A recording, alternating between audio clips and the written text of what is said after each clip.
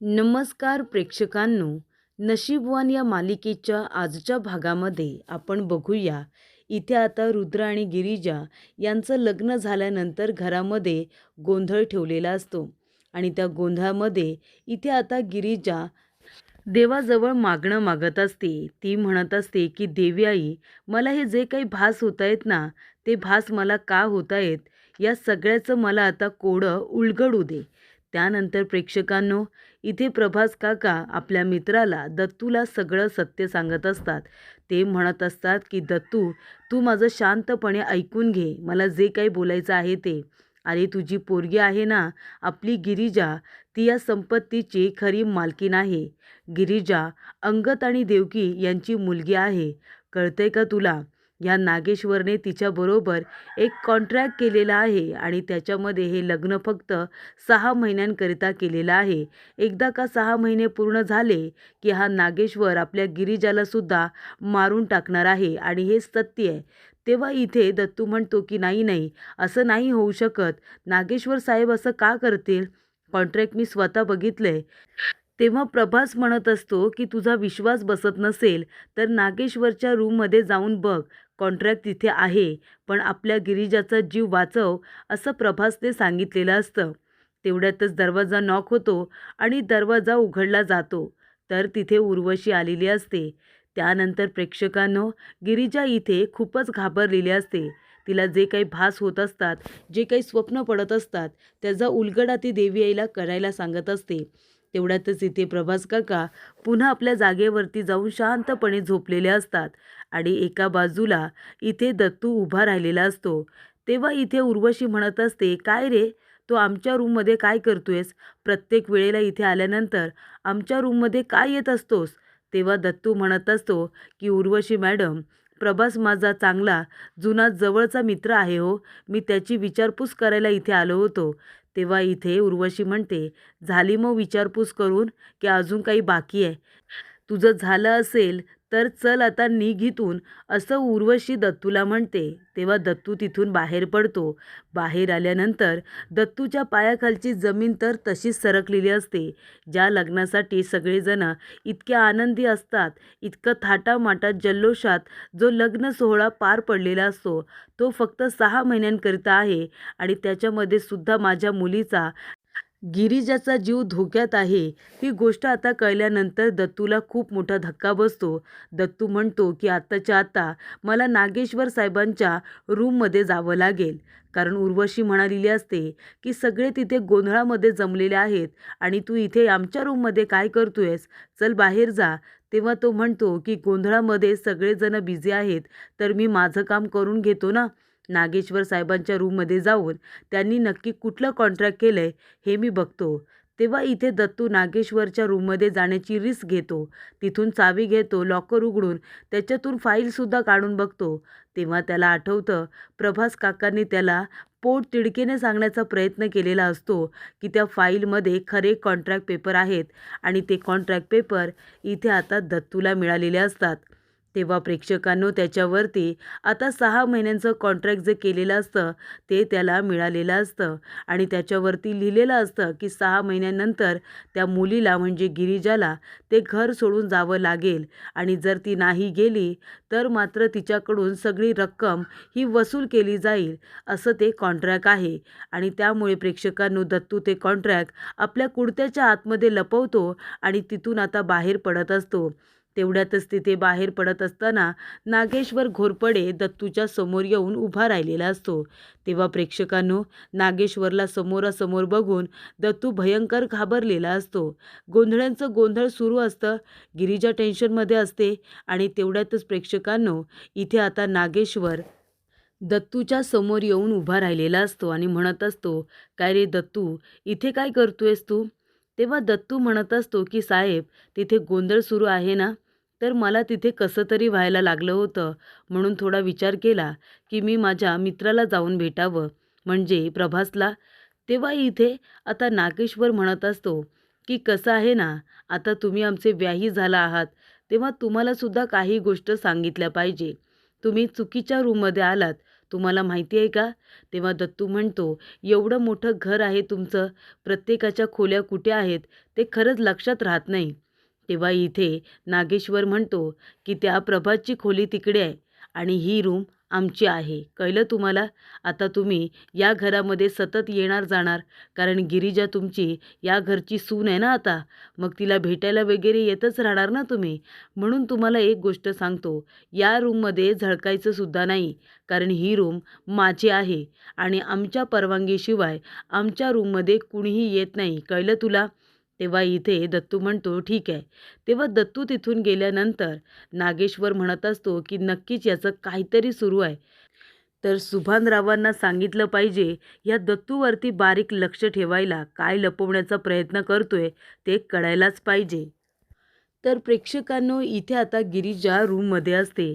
तेवढ्यातच तिथे रुद्र आलेला असतो. रुद्र जेव्हा गिरिजाला बघतो तेव्हा त्याला आठवतं, त्या दोघांनी एकमेकांबरोबर घालवलेले ते सगळे क्षण आठवतात त्याला, जेव्हा ते दोघेजण मित्र असतात. त्यानंतर प्रेक्षकांनो, इथे आता रुद्र तर खुश असतो, कारण ज्या मुलीवरती त्याचं प्रेम असतं तिच्याबरोबरच त्याचं लग्न झालेलं असतं आणि ते सुद्धा त्याच्या वडिलांच्या संमतीने. त्यामुळे लग्नामध्ये काही अडचणीसुद्धा येत नाही, म्हणून त्याला सगळ्यात जास्त आनंद झालेला असतो. तर इथे रुद्र येतो आणि गिरिजाला म्हणत असतो, की गिरिजा, मला तुमच्याशी थोडं महत्त्वाचं बोलायचं आहे. तेव्हा गिरिजा म्हणते, की बोला ना. तेव्हा रुद्र म्हणतो, बसा ना, तुम्ही बसून घ्या. मला तुम्हाला खूप दिवस काहीतरी सांगायचं होतं. तेव्हा प्रेक्षकांनो, इथे आता रुद्र आपल्या मनामध्ये म्हणत असतो, की गिरिजा, आधी माझ्या मनामध्ये तुमच्याबद्दल काय आहे हे मला तुम्हाला सांगताच आलं नाही, कारण ती संधीच मिळालेली नाही आहे, की माझं तुमच्यावरती किती प्रेम आहे ही गोष्ट मला तुम्हाला सांगायची आहे. तेव्हा प्रेक्षकांनो, रुद्रला आता सांगायला भीती वाटत असते, की त्याचं गिरिजावरती किती जास्त प्रेम आहे ते. तेव्हा इथे गिरिजा आपल्या मनामध्ये म्हणते, मला माहिती आहे रुद्र, तुमचं माझ्यावरती प्रेम नाही आहे आणि तुम्ही मनाविरुद्ध माझ्याबरोबर लग्न केले आणि मनाविरुद्ध केलेलं लग्न हे आपल्याला दोघांनासुद्धा निभवायला किती कठीण जाणार आहे ते. तुमच्या मनाची अवस्था मी समजू शकते. तेव्हा इथे रुद्र म्हणत असतो, की गिरिजा, कसं सांगू, काही कळत नाही आहे, पण आता नाही. खूप दिवस जे मनामध्ये होतं ते मी आज तुम्हाला सांगणारच आहे. तेव्हा गिरिजा म्हणते, रुद्र, मला माहिती आहे तुम्हाला काय सांगायचं आहे. तेव्हा रुद्र म्हणतो, काय? तेव्हा गिरिजा म्हणते, की हेच ना, की तुम्ही माझ्याबरोबर फक्त तुमच्या वडिलांना दिलेला शब्द पूर्ण करण्यासाठी लग्न केलं आहे. तुम्ही माझ्याबरोबर मनापासून लग्न केलेलं नाही आहे. तुमच्या वडिलांना तुम्ही शब्द दिला होतात, म्हणून तुम्ही माझ्याबरोबर लग्न केलंत. तुमचं माझ्यावरती प्रेम नाही आहे हे मला माहिती आहे आणि माझ्यावरती प्रेम असेल तरी कसं? तुम्ही कुठे, मी कुठे? तुम्ही माझ्यासारख्या मुलीवरती प्रेम का कराल? तेव्हा इथे रुद्रला हे सगळं ऐकून खूप मोठा धक्का बसतो. गिरिजा म्हणते, जसं तुमचं माझ्यावरती प्रेम नाही आहे ना, तसं माझंही तुमच्यावरती प्रेम नाही आहे. मी सुद्धा हे लग्न फक्त माझ्या वडिलांचा जीव वाचवण्यासाठी केलेलं आहे. तेव्हा इथे रुद्रला आठवतं, त्याने गिरिजाला विचारलेलं असतं, की तुम्हाला हे लग्न मनापासून करायचं आहे का? तेव्हा इथे नागेश्वर म्हणालेला असतो, की त्यांच्यावरती कुणीही दबाव टाकलेला नाही आहे. त्यांना मनापासूनच हे लग्न करायचं आहे. बरोबर ना गिरिजा? तेव्हा गिरिजा तेव्हा हो म्हणालेली असते. तेव्हा प्रेक्षकांनो, आपल्या वडिलांचा जीव वाचवण्यासाठी आणि त्याचबरोबर त्यांच्या ऑपरेशनला पैसे हवेत म्हणून इथे गिरिजाने लग्नासाठी होकार दिलेला असतो. पण इथे रुद्रचं तसं नाही आहे. रुद्रला आता खूप मोठा धक्का बसलेला असतो, जेव्हा गिरिजा सांगते, की फक्त आपलं लग्न म्हणजे एक व्यवहार आहे. तुम्ही तुमच्या वडिलांना दिलेला शब्द राखण्यासाठी लग्न केलं आणि मी माझ्या वडिलांचा जीव वाचवण्यासाठी. तेव्हा इथे आता रुद्रला खूपच जास्त त्रास होतो. त्याला इथे त्रास होतो तेव्हा गिरिजा म्हणते, रुद्र, काय होतंय तुम्हाला? तेव्हा रुद्र म्हणतो, हात नका लावू आम्हाला, कळलं ना, लांब राहा आमच्यापासून. गिरिजा, मी तुम्हाला लग्नाच्या आधी 2 वेळा विचारलं होतं, एकदा नाही 2दा विचारलं होतं, की तुम्हाला हे लग्न मनापासून करायचं आहे की नाही? तेव्हा तुम्ही काय म्हणालात, की हे लग्न तुम्ही मनापासून करताय म्हणून. मग तेव्हाच का सत्य सांगितलं नाही मला? सांगा ना. तेव्हा गिरिजा म्हणते, त्यावेळेला मला खरंच संधी नाही मिळाली. सगळेजण होते ना बाहेर, म्हणून मला बोलता नाही आलं. तेव्हा रुद्र म्हणतो, मग आत्ताच का सांगताय लग्न झाल्यानंतर? तेव्हा गिरिजा म्हणते, की आता सत्य सांगायला हवं ना. तेव्हा इथे रुद्र म्हणतो की तुमच्यासाठी हे लग्न फक्त एक व्यवहार आहे ना, पण मला या व्यवहाराच्या बंधनामध्ये अडकून राहायचं नाही आहे. तुमचं माझ्यावरती जर प्रेमच नाही आहे, तुम्हाला हे लग्न मनापासून करायचंच नव्हतं, मग आता ह्या लग्नामध्ये जबरदस्तीने अडकून राहण्यात काही अर्थ नाही. मी तुम्हाला ह्या बंधनातून आताच्या आता मोकळं करणार आहे. आणि तेव्हा प्रेक्षकांनो, इथे आता रुद्र रूममधून लगेचच निघून जातो. तेव्हा गिरिजा म्हणत असते की तुम्ही माझं एकदा ऐकून तरी घ्या ना. तेव्हा रुद्र म्हणतो, आता ती वेळ निघून गेले, मी तुमचं आता काहीच ऐकून घेणार नाहीये गिरिजा, असं रुद्रने गिरिजाला सांगितलेलं असतं. त्यामुळे इथे आता गिरिजाची अक्कलसुद्धा प्रेक्षकांनो ठिकाणावरती आलेली असते. कारण रुद्रच्या मनामध्ये गिरिजासारखं काहीही नसतं. त्याने मनापासून हे लग्न केलेलं असतं. त्यानंतर प्रेक्षकांनो, इथे दत्तू आता येतो आणि आपली बायको मालती हिच्याबरोबर आता गप्पा मारत असतो. तो म्हणत असतो की मालती, तू मला विचारत होतीस ना की ही मुलगी कोण आहे, ही मुलगी कोण आहे, मी तिला कुठून घेऊन आलो, हे सारखी तू मला विचारायचीस ना. पण आता मी तुला सांगतोय मालती, तेव्हा मला तुला सत्य सांगता आलं नव्हतं, कारण मी कुणाला तरी वचन दिलं होतं. पण आता मी तुला सांगतोय, आपली गिरिजा आहे ना, आपली पोरगी, ती कुणी अशी साधीभोळी मुलगी नाही आहे गं. ती खूप श्रीमंत घरातली मुलगी आहे. खूपच श्रीमंत घरातली राजकुमारी आहे ती राजकुमारी. आणि आता मला तिच्याबद्दल खूप मोठं सत्य समजलं आहे आणि ते सत्य मला गिरिजाला सांगायचं आहे आणि ते सुद्धा आत्ताच्या आत्ता मला सांगावं लागेल. तर प्रेक्षकांनो, रुद्र इथे नागेश्वरच्या रूममध्ये आलेला असतो. नागेश्वर म्हणतो, अरे चिरंजीव, ह्या येळेला आता तुम्ही इथं काय करताय? तुम्ही तर तुमच्या रूममध्ये असलं पाहिजे ना. तेव्हा इथे रुद्र म्हणत असतो की आबासाहेब, ज्या रूममध्ये दोन मनं जर एकत्र येऊ शकत नाही, तर त्या रूममध्ये न थांबलेलंच बरं. तेव्हा इथे लगेचच वासंती विचारते की रुद्र, हे काय बोलतोयस तू? तेव्हा रुद्र म्हणतो, मी खरं तेच बोलतोय. आबासाहेब, मला खरं खरं सांगा, गिरिजाला आमच्याबरोबर मनापासून लग्न करायचं नव्हतं ना? त्यांनी फक्त हा व्यवहार केलाय ना, त्यांच्या वडिलांचा जीव वाचवण्यासाठी?